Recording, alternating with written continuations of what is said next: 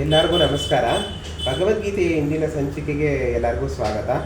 ಇವತ್ತು ಭಗವದ್ಗೀತೆಯ 3ನೇ ಅಧ್ಯಾಯ ಕರ್ಮಯೋಗ 20 ಮತ್ತು 21ನೇ ಶ್ಲೋಕಗಳನ್ನು ನೋಡ್ತಾ ಹೋಗೋಣ.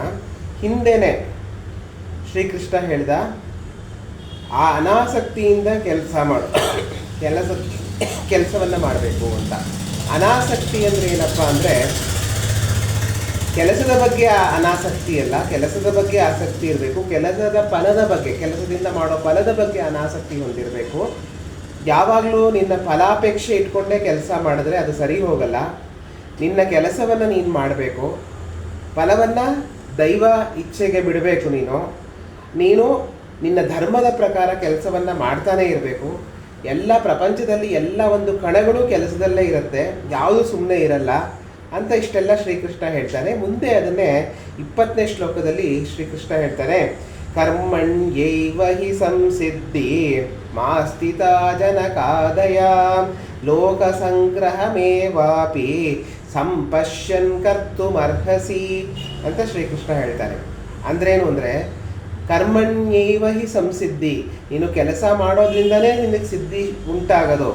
ನೀನು ಧರ್ಮಕ್ಕೋಸ್ಕರನಾದರೂ ಕೆಲಸ ಮಾಡಬೇಕು, ಧರ್ಮದ ಉಳಿವಿಗಾಗಾದರೂ ಕೆಲಸ ಮಾಡಬೇಕು. ಮತ್ತು ಹಿಂದೆ ಜನಗಳು ಮಾಡ್ಕೊಂಬಂದಿದ್ದಾರಲ್ಲ, ಜನಕ, ಕೆಲವು ದೊಡ್ಡ ದೊಡ್ಡ ರಾಜ ಮಹಾರಾಜರು, ಅವರು ತಮ್ಮ ಕರ್ತವ್ಯಗಳನ್ನು ಮಾಡಿಕೊಂಡೇ ರಾಜ್ಯವನ್ನು ಆಳ್ಕೊಂಡು, ಶತ್ರುಗಳನ್ನು ಎದುರಿಸ್ಕೊಂಡು ಕೆಲಸವನ್ನು ಮಾಡ್ತಾ, ಕರ್ಮ ಸಿದ್ಧಾಂತವನ್ನು ಅನುಭವಿಸ್ತಾ, ಕರ್ಮ ಸಿದ್ಧಾಂತವನ್ನು ಪಾಲಿಸ್ತಾ ಬಂದಿದ್ದಾರೆ. ಆ ಥರನೇ ನೀನು ಮಾಡ್ತಾ ಹೋಗಬೇಕು. ಅದನ್ನು ಬಿಟ್ಟು ಬೇರೆ ಥರ ನೀನು ಯೋಚನೆ ಮಾಡಬಾರ್ದು ಅಂತ ಶ್ರೀಕೃಷ್ಣ ಹೇಳ್ತಾನೆ. ನೀನು ಏನೇ ಆದರೂ ನಿನ್ನ ಕೆಲಸವನ್ನು ನೀನು ಮಾಡಬೇಕು. ಅದನ್ನು ಬಿಟ್ಟು ಬೇರೆ ಥರ ಯೋಚನೆ ಮಾಡೋದು ತುಂಬ ತಪ್ಪಾಗತ್ತೆ.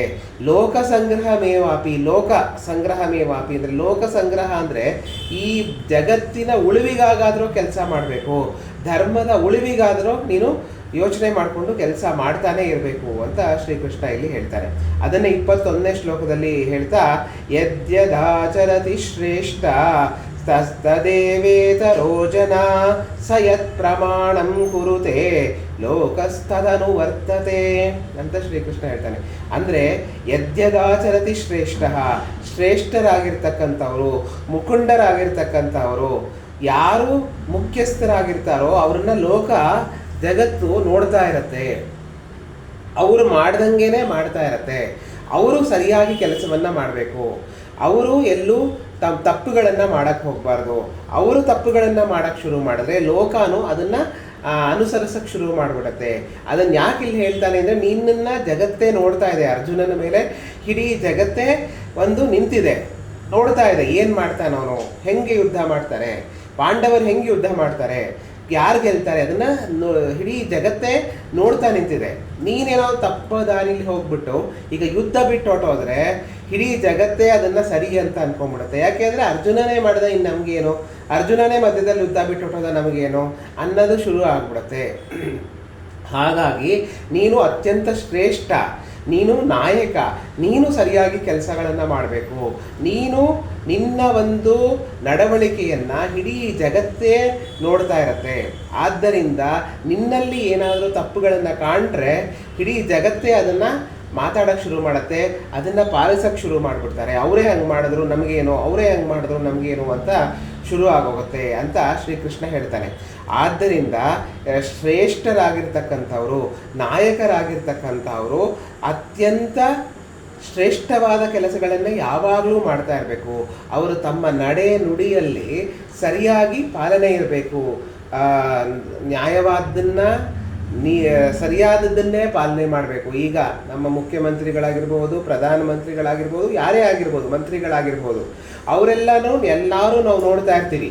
ಅವರು ತಪ್ಪು ಮಾಡಿಬಿಟ್ರು ಅಂದರೆ ಜನಗಳೆಲ್ಲ ಮಾತಾಡೋಕ್ಕೆ ಶುರು ಮಾಡಿಬಿಡ್ತಾರೆ. ಅವರೇ ಮಾಡಿದ್ಮೇಲೆ ನಮಗೇನು, ಅವರೇ ಈ ಥರ ತಪ್ಪು ಮಾಡಿದ್ಮೇಲೆ ನಾವೇನು, ನಮ್ಮದೇನು ಮಹಾ, ಅವರನ್ನೇ ಏನೂ ಮಾಡ್ಕೊಳಕ್ಕಾಗಲಿಲ್ಲ ಅಂದರೆ ನಮಗೇನಾಗತ್ತೆ ಅನ್ನೋ ಉಡಾಫೆ, ನೆಗ್ಲಿಜೆನ್ಸ್ ಅಂತ ಏನಂತೀವಿ, ಅದು ಸಮಾಜದಲ್ಲಿ ಸೃಷ್ಟಿಯಾಗ್ಬಿಡತ್ತೆ. ಆದ್ದರಿಂದ ನಾಯಕನಾದವನು, ಶ್ರೇಷ್ಠರಾಗಿರ್ತಕ್ಕಂಥವರು ಎಲ್ಲರಿಂದನೂ ಗಮನಿಸಲ್ಪಡ್ತಾ ಇರ್ತಾರೆ. ಅದನ್ನು ನೀನು ಸರಿಯಾಗಿ ಪಾಲನೆ ಮಾಡಬೇಕಾಗತ್ತೆ ಅಂತ ಶ್ರೀಕೃಷ್ಣ ಇಲ್ಲಿ ಹೇಳ್ತಾನೆ. ಇಷ್ಟು ಹೇಳ್ತಾ ಇವತ್ತಿನ ಈ ಸಂಚಿಕೆಯನ್ನು ಇಲ್ಲಿಗೆ ಮುಗಿಸೋಣ. ನಾಳೆ ಮುಂದಿನ 2 ಶ್ಲೋಕಗಳನ್ನ ತೆಗೆದುಕೊಳ್ಳೋಣ. ಎಲ್ಲರಿಗೂ ನಮಸ್ಕಾರ.